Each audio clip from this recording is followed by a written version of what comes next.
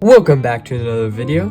Today, or tonight, we're going to discuss European armor from the mid-1500s to the early 1600s. Now, because this is a school project, these dates have to align with Shakespeare's birth and his death, 1564 and 1616 respectively. Although I believe a small blanket of wiggle room is appropriate.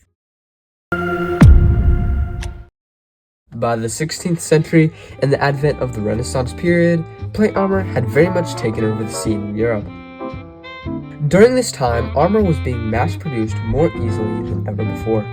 A common practice in the 1500s was heat treating armor. Heat treating was, and is, the practice of heating the piece of armor to a critical state, almost melting, and then rapidly cooling it down.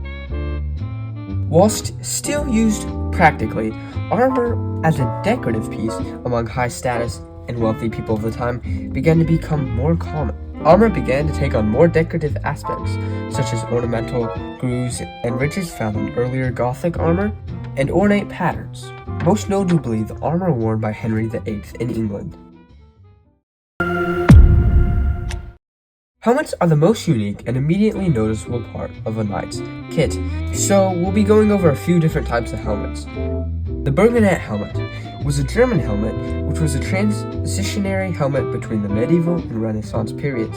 These helmets were worn by Livian knights and were also referred to as Sturmhaube. Sturmhaube.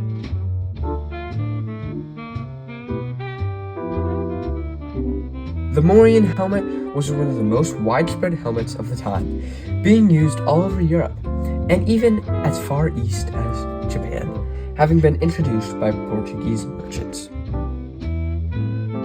The Armet helmet was a helmet primarily used in West Europe, which was typically worn by soldiers or knights of a higher skill level.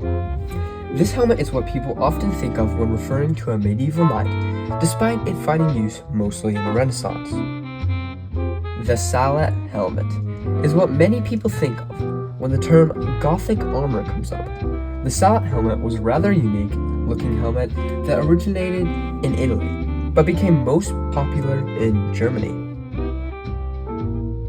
As logic might indicate, wearing straight metal on your head would be very uncomfortable. So, medieval men-at-arms would wear padded coifs under their helmets, or the helmets themselves would be lined with padding. In fact, padding was worn under all of a knight's armor. Most armor of the Renaissance was an evolution of what had come before, or was developed in response to the changing tactics of war and the rising threat of firearms.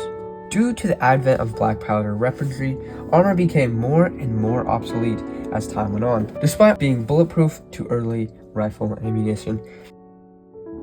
The changing tides of war made wearing full-plate armor inefficient.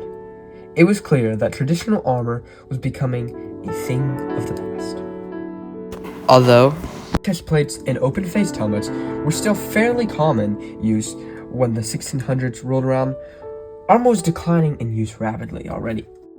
By the time of Shakespeare's death in 1616, armor was all but gone.